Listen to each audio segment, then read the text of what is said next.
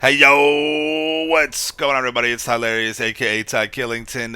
Yeah, man. All right, today's video, I am completely breaking down the numbers for the brand new street dealers that have been added into GTA 5 Online and giving you guys a clear and concise look at the profitability of the street dealers on their standard payouts, because once they were introduced into the game, there was a money bonus. And not only am I going to break down these numbers, I'm going to compare them to the MC cost per unit and the nightclub per unit sale profitability, because there are different numbers, and this is very important for you guys to understand this, so you're not losing money on the long run, and what to look for and how to kind of finesse this to be able to be successful and profitable with the street dealers, especially if you are a solo player. Now, let me be clear. Let me just get this out of the way now.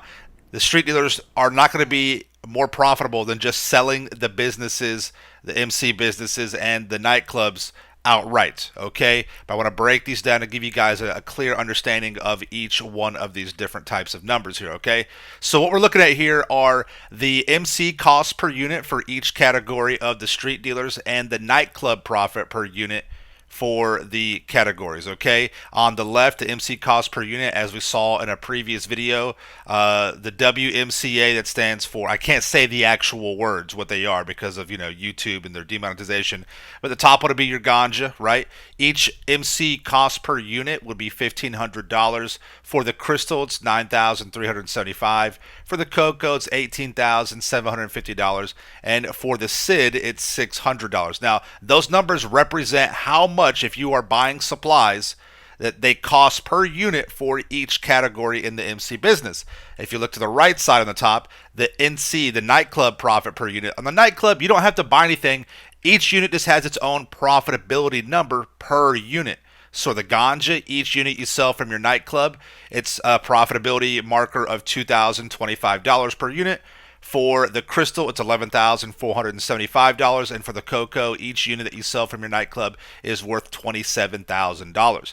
Now, I took the data over a full week, and it was basically, I went to 20 different dealers, street dealers, so that would be 200 units of the ganja, 40 units of the crystal, 20 units of the cocoa, and 200 units of the SID. Now, there is no SID in the nightclub, right? So it is just basically off of the MC numbers, all right?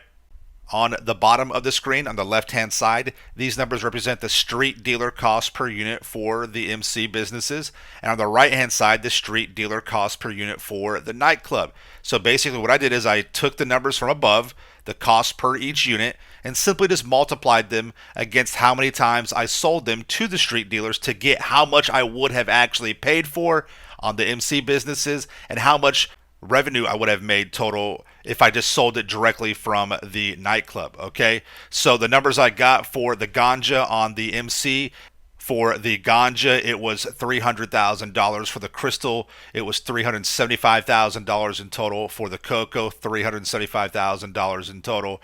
And for the SID, it was $120,000 total cost for those units, all right?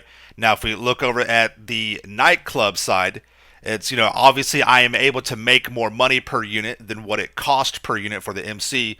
So for the ganja, it was $405,000. For the crystal, $459,000. And for the cocoa, $540,000. So on the next slide, I'm just going to break down and go over my expenses versus my revenue, which will equal my profit, right? So for the MC businesses, I made $356,600 selling the ganja, but it cost me, compared to the MC business per unit, a total of $300,000. So I made a profit of $56,600 over this time period, all right? For the crystal, I made $443,300 selling to the street dealers, but it cost me $375,500. So I made a net profit of $68,300. For the cocoa, I made $538,700, but it cost me $375,000. I made $163,700. For the SID, I sold $380,100 to the street dealers, and it cost me $120,000 total. So I made a profit of $260,100. But this is where it gets tricky. If you are a player that never fools with the MC, you just have them to make money in the nightclub, you are actually going to lose money. All right, this is where people are getting confused on the profitability, if it's worth it. Some say it is, some say it's not. Let me break this down for you. So, comparing the same revenue numbers that I got from selling these products to the street dealers, with the ganja, 356,600 is what I made, but it cost me, if I were to basically just sell from the nightclub each one of these units, $405,000. So I actually lost $48,400. For the crystal, again, I made $443,300, but it cost me $459,000, so I lost $15,700.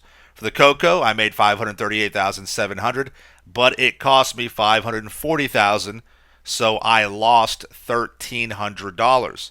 Okay, so again, to summarize this, if you just simply buy your MC business supply, if you just buy a few rounds of supplies, the street dealers will deduct the units from your MC businesses first. If you have no supplies in your MC businesses, the street dealers deduct those units from your nightclub. So you will always be profitable as long as you are buying your supplies for the MC businesses. But again, if you never fool with the MC businesses, if you just have them to basically acquire product in your nightclub, you are going to lose money by selling to the street dealers. Okay, over time, if you're just just going at it and just selling everything to them, you're going to lose money. So there's a few things that you need to do to stay profitable. One, like I've already mentioned, make sure you are purchasing supplies for the MC businesses or stealing them to stay profitable. Remember, the SID is always going to be profitable selling to the street dealer.